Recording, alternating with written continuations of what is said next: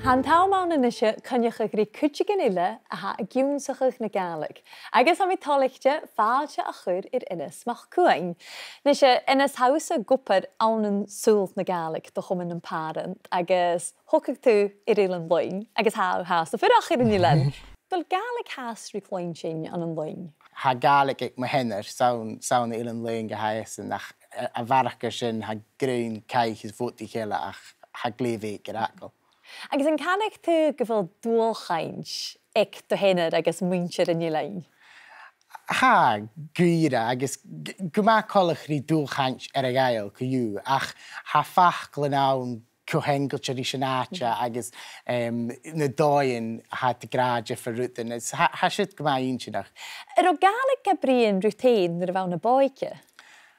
Ha roi gabri'n rwmsa, ach fai chimach alorym, agus ha cainach am sa glefa cleinsyn na Gaelic. Ach gwma tric fai dy brin as a chanan nuair nach roi dy giri orym sa tuigsinn na fai dy ra. So mis mwynsin gyn tuigsinn bwag orym, so na fi fa mi giri Gaelic ionnsachaidh, agus nuair sy'n hwg mi a chorym nuair a chai mi gan an ardsgol yn Nobin, hosach mi Gaelic ionnsachaidh gykerst mad gyn big gan sy'n. Chai mi gan a tal fwr, gas almwr ostig, agus rein mi cwrs y cwmys yn tosach, agus yn oes yn rein mi ceim an yn Gaelic is lesachaidh, agus apar gwn dy chord yn tacha, an aranach, agus fa fyr fas yn Gaelic ac yn sy'n yr agus a fas na scoirstol nas misnachol as a chanan.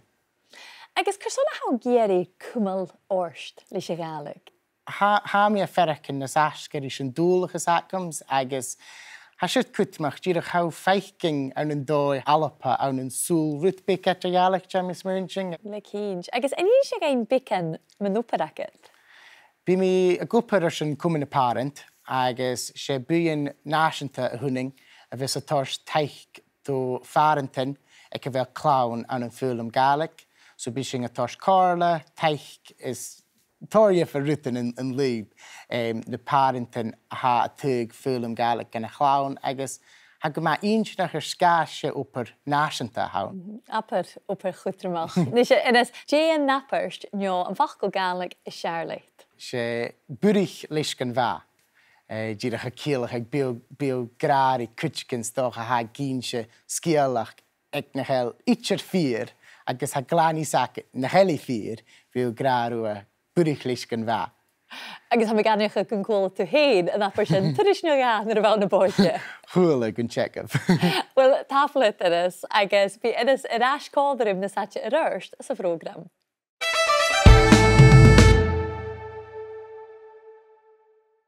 Ha mi tolictio gyfel ynnes y ddash coddrym yn eisiau, agus ynnes chwnig sy'n calwm yn sy'n awn yn lwchyrst sgan, ach hais gyfel ys y iolbach atach yn eachdrio cwdialch, rwy'n big na sasga i'r yn tau? Ha, dynad dyrach awn yn bicyn jes fwmsa, awn yn sgyr glawn chylafarstyn, farin ro riren na Gaelic i'r crwnig. Agus ha loin hyn gyma eachdriol che feit yn y Eilean yn sgliad. An un sy'n gain bicyn mynd y sy'n?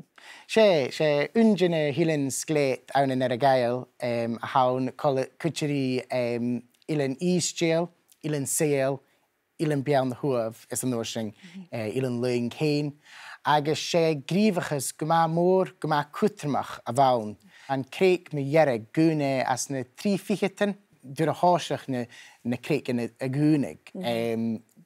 Glwys torgwn i'r falaf, sgas na chrwgolor oper awn gan y hwle dynia. Agus hwg sy'n bwg môr i'r hors nach a cwtach i'r chanan. Agus haw hyn i'r teaghlach i'r Eilean? Jw chorym a fawn, ar sy'n tai yn y gyrieist, a fa tai a fa falwf ach a gyn of tai a fa gyfi maren ach gyrieist. Agus fesyd gyma cwtramach go, ach jw goi ar sy'n tai aing i'r Eilean, a ha gyma dyrf dy gwynia tŵlich yn dynia oca faighinn tai yn ffregarach gaif. So fa mi gyma ffwrstnach ach fa tor oper yn leib. Agus cyfer a hadol gwrt leis yn leisach yw? Wel, ha mi ystay yn tai nis, so sy'n yrtis. Fa mi ha fwrst o'ch 3 blinach yn y gwper ach ha hast tóir dhéananig, ha tuamh stéan tae díisiil, ach ha háast tóir dhéananig tuamh mí. Agus, dé a láchas san Eilean Luing an san námrí teach?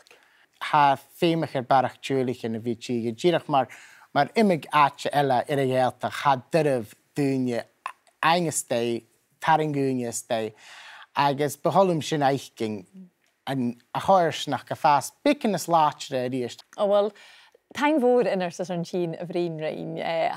Cho ma capad yn ffrwyd cwtio gynile a sgir y larna, agus gyr ma heis let lys yn ionnsachaidh agus cwtioch le y hwyl rwyd a hawdianaf i'r Eilean Luing. Gyda mat.